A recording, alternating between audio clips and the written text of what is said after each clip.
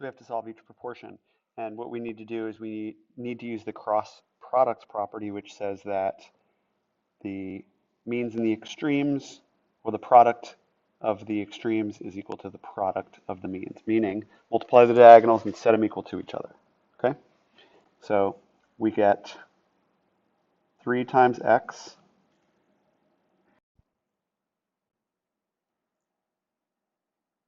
is equal to 1 times 12, or 3x equals 12. And then when we divide both sides by 3, we get x equals 4. That's what they mean when they say solve the proportion. Find the value of x. Okay, we're going to do it again. For number 19, we say 4 times 9 equals 5 times x, or 36 equals 5x.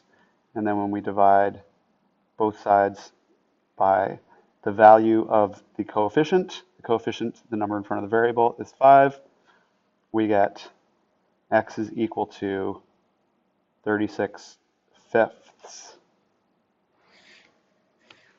Now we'll do it one more time for number 21. Okay, 9 times x equals 12 times 24, or 9x equals, I happen to know that 12 times 12 is 144, so 12 times 24 is double that. So instead of 144, we get 288. And I also know this.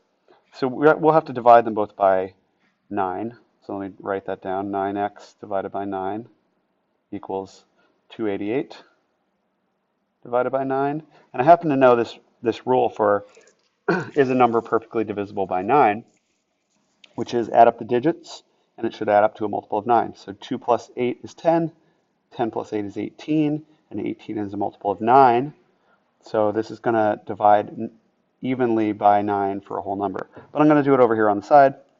We're going to say 288 divided by 9. 9 goes into 28 3 times. 9 times 3 is 27. Bring down the 1. I'm sorry, 1 remaining. Bring down the 8, rather. And 9 goes into 18 twice. 9 times 2 is 18, leaving it with 0. And so we get then as an answer x equals 32.